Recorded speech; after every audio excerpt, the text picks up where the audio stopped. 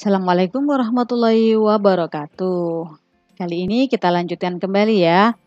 Ini adalah materi pembelajaran kelas 5 tema 6, subtema 1 pembelajaran 3. Di video sebelumnya saya sudah membuatkan pembelajaran 2 dan pembelajaran 1.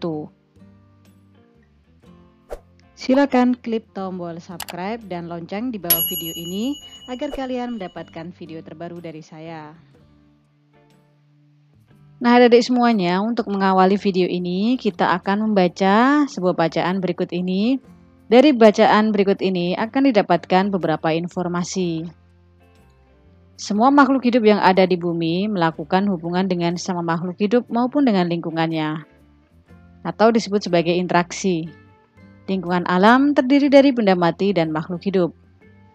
Lingkungan alam merupakan sumber penghidupan bagi makhluk hidup, karena alam menyediakan semua kebutuhan makhluk hidup.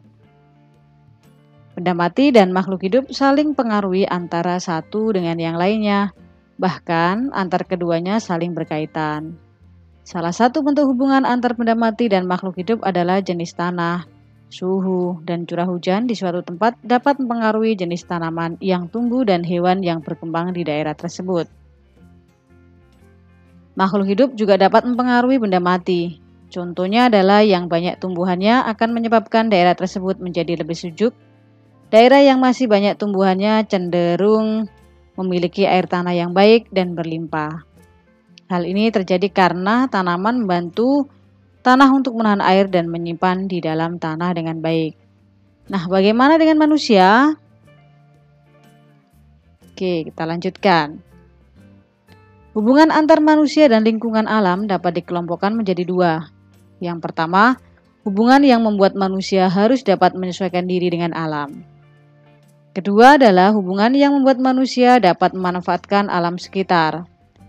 Salah satu cara manusia untuk menyesuaikan diri dengan alam adalah dengan mempelajari peristiwa alam yang ada di sekitar lingkungannya. Para petani harus menyesuaikan waktu tanam dengan musim hujan agar tanamannya dapat tumbuh dengan baik.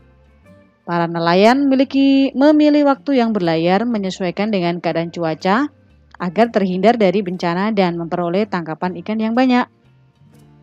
Manusia juga harus dapat memanfaatkan alam untuk mempengaruhi kebutuhan hidupnya dengan menggunakan ilmu pengetahuan dan teknologi.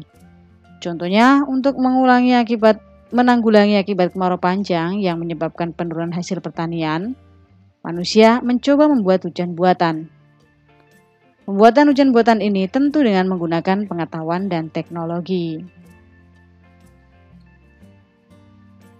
Nah, dari bacaan di atas akan ada beberapa pertanyaan ya. Yang pertama, apa yang dimaksud dengan lingkungan alam? Jawabannya adalah lingkungan alam yaitu terdiri dari atas benda mati dan makhluk hidup yang saling berinteraksi. Apa saja interaksi yang terjadi dalam lingkungan alam? Interaksi yang terjadi yaitu antara benda mati dengan makhluk hidup, interaksi antar makhluk hidup dengan makhluk hidup lainnya. Jelaskan salah satu contoh bentuk interaksi dalam lingkungan yang terdiri atas lingkungan makhluk hidup dan benda mati. Salah satu contohnya adalah daerah yang banyak tumbuhannya akan membuat suhu udara menjadi lebih sejuk. 4. Jelaskan interaksi yang terjadi antara manusia dengan lingkungan alamnya. Kemudian nomor 5, berikan contoh bentuk interaksi antar manusia dengan lingkungan alam yang kamu ketahui.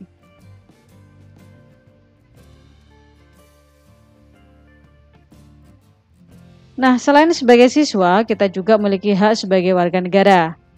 Hak sebagai warga negara adalah hak yang didapatkan sebagai salah satu warga negara NKRI. Berikut hak yang dimiliki oleh warga negara adalah hak untuk berpendapat, menggunakan fasilitas umum, menganut agama atau melaksanakan ibadah, dan yang keempat adalah memperoleh pendidikan. Nah, sedangkan kita sebagai siswa atau sebagai anak, kita memiliki kelompok atau hak anak dikelompokkan dalam 4 golongan. Yang pertama yaitu hak kelangsungan hidup, yaitu hak melestarikan dan pertahankan hidup kita. Hak perlindungan perlindungan dari diskriminasi, eksploitasi, kekerasan, dan keterlantaran. Yang keempat, hak tumbuh kembang. Selanjutnya, hak berpartisipasi. Jadi kalian walaupun sebagai anak-anak, kalian pun memiliki hak untuk menyatakan pendapat. Menurut Peraturan Pemerintah Nomor 28 Tahun 1990, yang dimaksud dengan hak-hak siswa adalah hak untuk perlakuan sesuai dengan bakat, minat, dan kemampuan, memperoleh pendidikan agama sesuai agama yang dianut,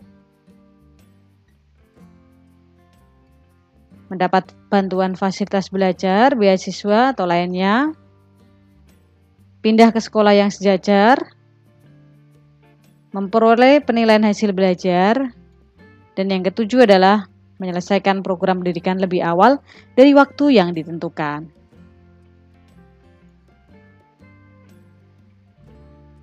Dan yang kedelapan adalah mendapat pelayanan khusus bila mana penyandang cacat atau disabilitas.